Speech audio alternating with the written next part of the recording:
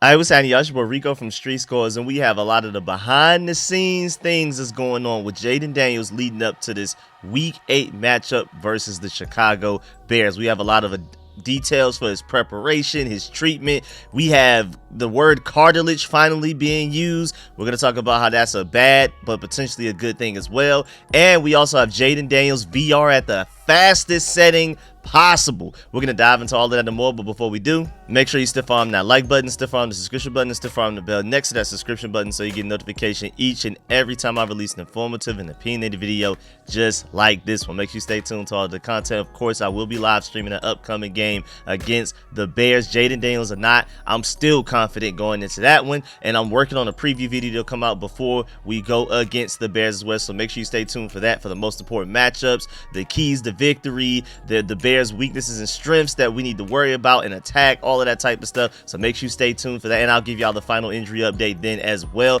But without further ado, let's go ahead and dive into this video, man. Let's get Adam.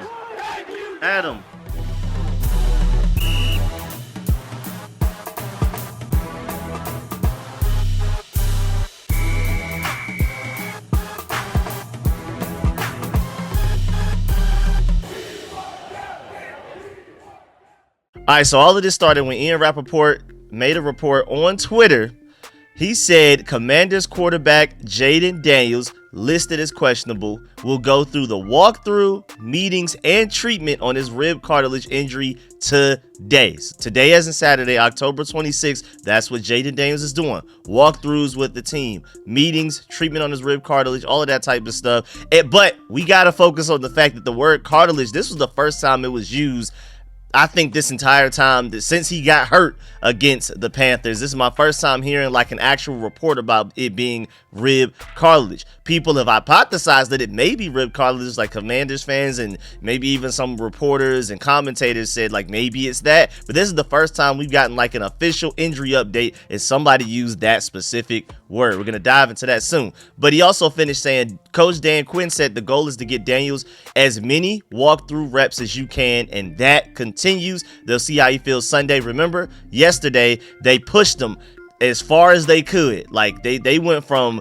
him not participating in practice at all to him even doing team drills, and he said that they purposely tried to push him to the very edge to see how he'd react and how he would feel the next day, which is now Saturday. So how he feels today after what he went through yesterday, and then also going through the walkthroughs with the team today, that's going to play a large role into whether he's going to be able to play against the Bears or not. I feel like it's more so a pain thing than an injury thing, but who knows? Because again, this is the first time we've heard cartilage brought up. Shouts out to @FantasyInjuryT. He tweeted, encouraging, but tells us he's nowhere near fully healthy. Ribs are so involved in throwing. If this is still bothering him while he plays, it could impact both power and accuracy. We've seen quarterbacks really struggle to push the ball down the field with rib injuries. But at the same time, shouts out to We Won Dallas. I brought this up in another video. He said, for reference, some recent quarterback rib injuries. In 2021, you had Tua Tagovailoa. He had fractured ribs. He missed 3 games. But you also in 2022 had Justin Herbert. He had torn rib cartilage, no fracture, 0 games missed. He was able to keep playing like nothing ever happened. Then 2023, you had Derek Carr, fractured ribs, 0 games missed. And so it sounds like Jayden Daniels' injury in comparison to some of these other injuries where guys didn't even miss games isn't even as bad as theirs. So that's why I'm optimistic that he may still end up playing against the Bears. But what from some people are saying right now, maybe it sounds like he will not. But again, if you compare what Justin Herbert had to go through and what Derek Carr had to go through, and the fact that they didn't miss any games and it seems like their injuries are worse, maybe we could be optimistic about Jayden Daniels. Plus, on top of that, remember, Jayden Daniels suffered a rib injury against Missouri. He came out of the game. Then not only did he come back into the game and finish the game, but he also led LSU to a come from behind victory to beat the Missouri Tigers. And I know college is different from the NFL, but he's shown you from just as recently as with this time with LSU that he can deal with rib injuries and still play at a very high level. And even now, he's more of a pocket passer in the NFL than he was even in college. So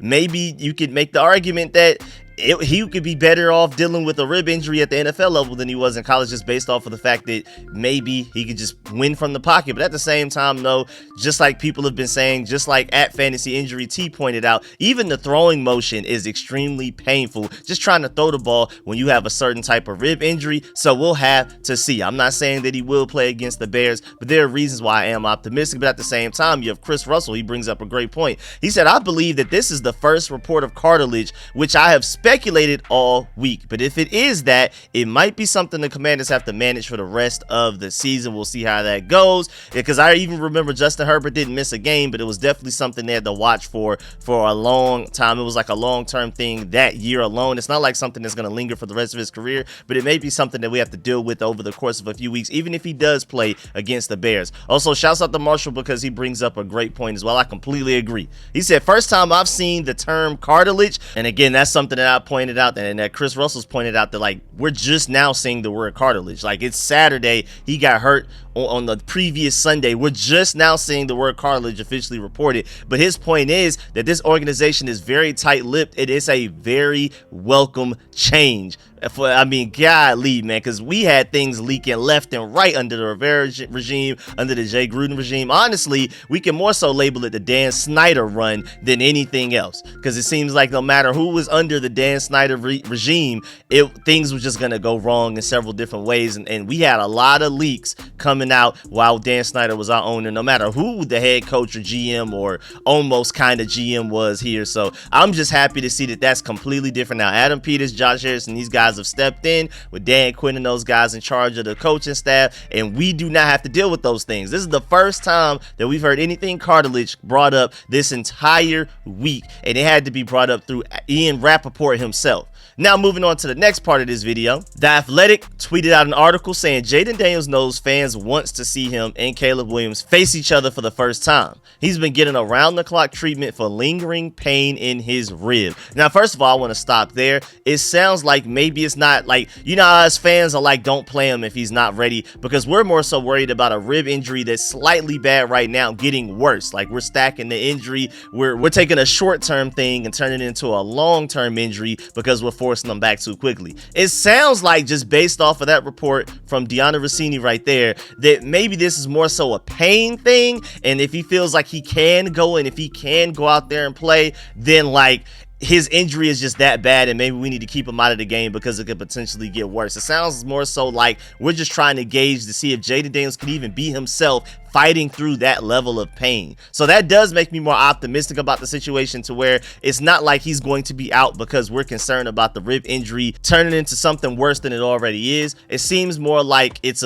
what is his pain tolerance right now? And again, he's shown you from his time going against Missouri back at LSU that he can tolerate some pain and not only play for an entire game, but lead a come from behind victory. But Deanna Rossini wrote an article for The Athletic titled "Rossini's What I'm Hearing." She talks about trade deadline chatter on Cup, 49ers, and big-name defensive players. She also took the time to talk about Jayden Daniels and his upcoming matchup against Caleb Williams, potentially.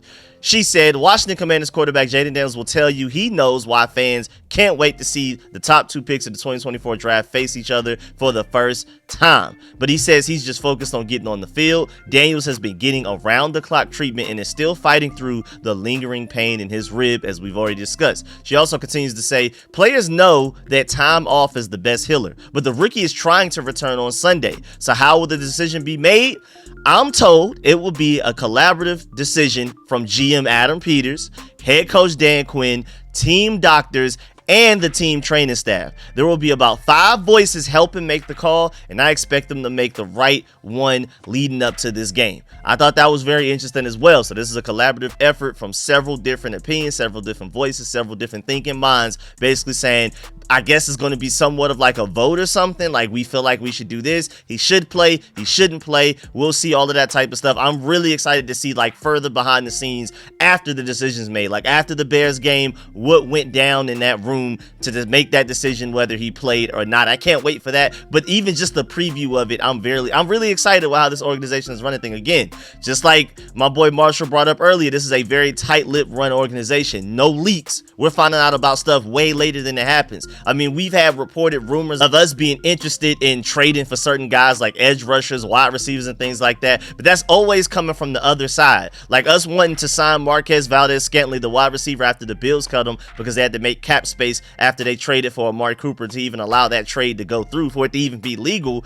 We heard about the Washington Commanders trying to sign him through his agent, because his agent let it be known that he chose the Saints over the Commanders and a few other teams. Same thing with like Zadarius Smith. The interest there, the reported rumors that the Commanders are calling and trying to get Zadarius Smith from the Browns, trying to trade for him, came from the Brown side of things. It's not coming from the Commander side of things. It's not coming from a random beat reporter or anything like that. Even guys like John Comm, JP Finley, and Nikki Javala doesn't exactly know, or at least not allowed to let everybody else know what's going on and what the Commanders are trying to do before it gets done. I'm absolutely loving it. And again, I just love continuing with that theme, this collaborative effort. It's not just Adam Peters making the decision by himself. And I trust Adam Peters as an individual more than anybody else that the Commanders have had making decisions for us, it's probably in my entire lifetime.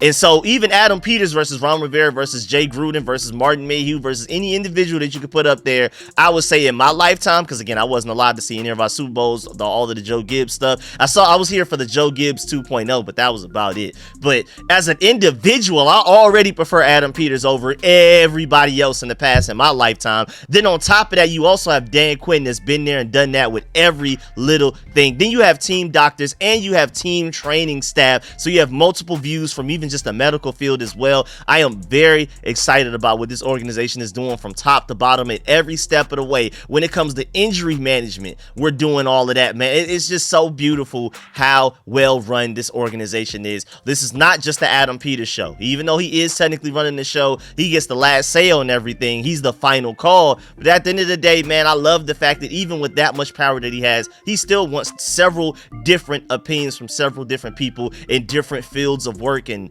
different angles on everything. I absolutely love what we're doing here, man. So even though this Jayden Daniels injury may not be the most fun thing, even if he doesn't play against the Bears, of course we will want him to, but at the very least it's shining a light on how well this organization manages certain things. So I'm really excited moving forward, just long term, about what we have going on.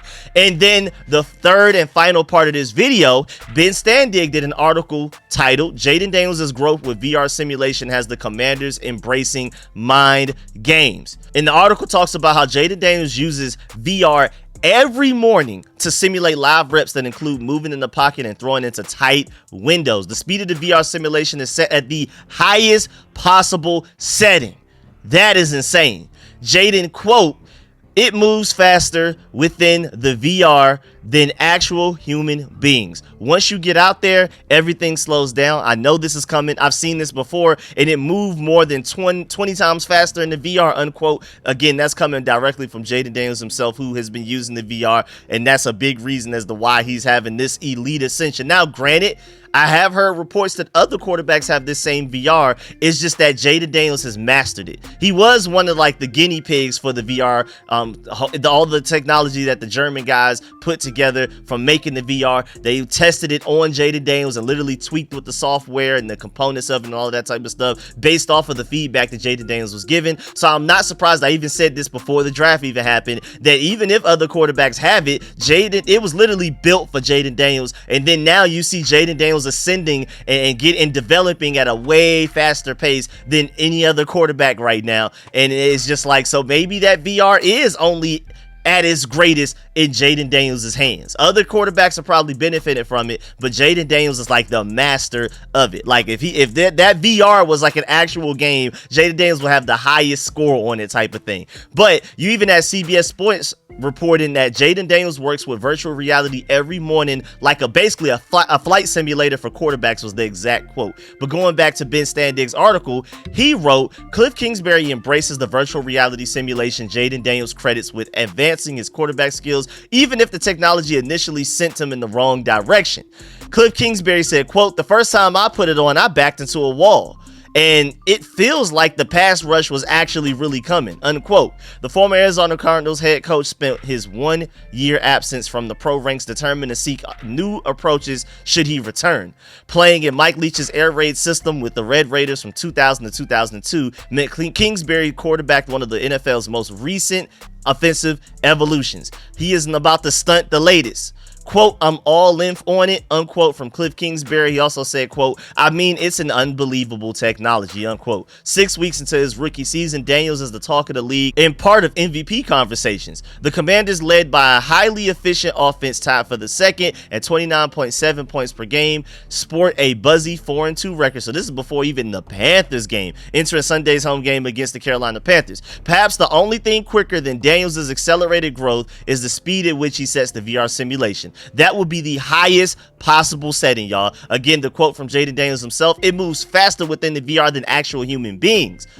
Once you get out there, everything slows down. When you're like in an actual game against real life NFL players, it's slower than the actual VR, basically. He also said, I know this is coming. I've seen this before, and it moved 20 times faster in the VR, unquote. We're not even talking about 2 times faster, 5 times faster. Jayden Daniels feels like the VR is 20 times faster. That's why it seems like he always has a lot of the right answers when it comes to things. I still am not exactly sure why he's not seeing Luke McCaffrey open, but in every other way possible, Jayden Daniels literally is like Tom Brady from the pocket so far, and he has so much room to still grow. And of course, he's still making mistakes, but this VR definitely has him seeing the field quicker than most people. He's almost nearly AI level with it as far as his ability to scan the field, go through his reads, and make a decision so quickly. Because I remember even some people doing film breakdowns of the Bengals game, and I noticed it myself when I was watching it, but I can't remember exactly who pointed it out. But somebody brought up the good point that, like, I think it may have been Craig Hoffman or something, but like it was one example play. I think it was the Noah Brown. It was like 2nd and long or 3rd and long, and then he got it to him either for the first down. He was stopped right ahead of the first down, but either way, it was against the Bengals game. Throw to Noah Brown. Noah Brown is his 4th and like final read or something like that. He's looking at 3 other guys. By the time his head even glances at Noah Brown, he already made a decision to throw the ball. I think this VR is the reason he's able to do stuff like that. And as a defense, how do you defend against that? He went through 3 reads. He gets to his 4th one, and it doesn't take him 1 or 2 seconds to make the decision to then throw it. It's immediate. I mean, that is insane stuff right there. And also, I don't want to steal from their content. Shouts out to Ben Standig, all his hard work and everything by reading the entire article. So go and check it out for yourselves if y'all want even more detail, because I only read like 1/4 of the article. If you want like a full deep dive, and I already did like a whole video breaking this down way before, I think before we even drafted Jayden Daniels, breaking down the whole VR technology. Yeah, it was before we even drafted him. I did like a whole 30-minute breakdown of like how it was created and the 2 German guys that invented it, how Jayden Daniels was like a guinea pig and stuff like that. But in this article, Ben Standig does a great job of going back and reviewing how all of that went down. And I mean, it's just a really good article, so I would highly suggest you go check it out. Again, I only read like 1/4, maybe even only just 1/5 of it, so make sure you go check that out. But yeah, man, that's the end of this video. Please get in the comment section, let me know how you feel about everything discussed in this video. Please stiff arm that like button, stiff arm the subscription button, stiff arm the bell next to that subscription button so you get notification each and every time I release an informative and opinionated video just like this one. Make sure you stay tuned to all of the content. Again, be on the lookout because I will do a preview video and with the final injury report attached to it for this upcoming Bears game, so make sure you stay tuned for that. I'm sorry, channel members, I have not been able to sit down and find the time to do the film sessions, but I promise I'm gonna at least get 1, hopefully 2 done before that upcoming game against the Bears. Even if I got to do it Sunday morning, like while the other games, the 1 p.m. games are going, if I got to do it then, that's when I'll do it. So be on the lookout for those film sessions still. I try to do like, I want to spread them out throughout the week, but this week and even next week is going to be really busy for me. After that, it'll probably slow down, but like this week leading up to this weekend, and then after that, been pretty long, been pretty hectic, but I really appreciate y'all patience, man. Thank you for staying tuned and supporting the channel. Of course, make sure you stiff arm that like button, stiff arm the subscription button, and stiff arm the bell next to that subscription button. Do not leave this video without leaving a like. I really appreciate it. And of course, let me know in the comment section how you feel about this whole Jayden Daniels situation. What are your opinions on everything we've talked about? His cartilage injury update, the VR that he's dealing with, how he's preparing for this Bears game as if he may play. Do you feel like we should just not even risk it and sit him? How do you feel about the way that it's being worded? It sounds more like a pain issue than the actual injury. So let me know how you feel about all of that. I really appreciate y'all. I'm gonna catch y'all later. I'm out.